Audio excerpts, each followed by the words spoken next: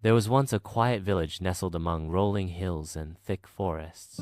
Life was simple, and the people were content, but no one spoke more softly or worked harder to avoid attention than Aani. Aani, the seamstress, lived alone on the far edge of the village. Her days were spent stitching fabric, gazing out her tiny window, and listening to the birds. But Aani carried a heavy burden. She was terrified of almost everything.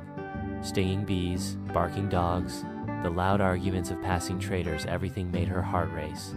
Other villagers often dismissed her as just a fearful, fragile woman.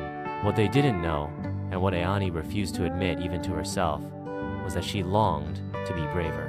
She envied the bold warriors who protected the village and dreamed quietly of being more than her fear allowed.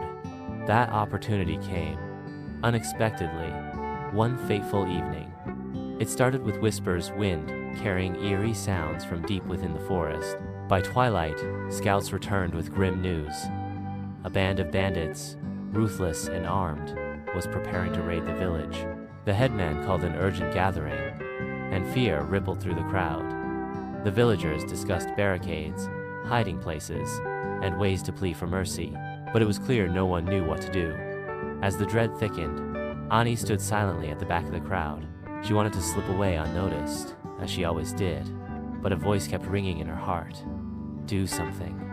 You can't let them destroy your home. That night, unable to sleep, Aani paced her tiny home. She thought of her mother's words when she was a child. Courage is like a seed, you don't need to feel brave to let it grow. And then, Aani knew. If no one else dared to save the village, she could at least try. At the break of dawn, Aani walked to the center of the village and spoke with trembling resolve. Let me stop them, she said. The villagers stared in disbelief. She explained her idea. She would sow decoys life-size dummies dressed to look like warriors and place torches and weapons by them just inside the forest. The bandits would see them and think the village was heavily guarded. With reluctant trust, villagers helped gather supplies, and Aani got to work. By the time dusk turned the sky to deep amber, the decoys were complete.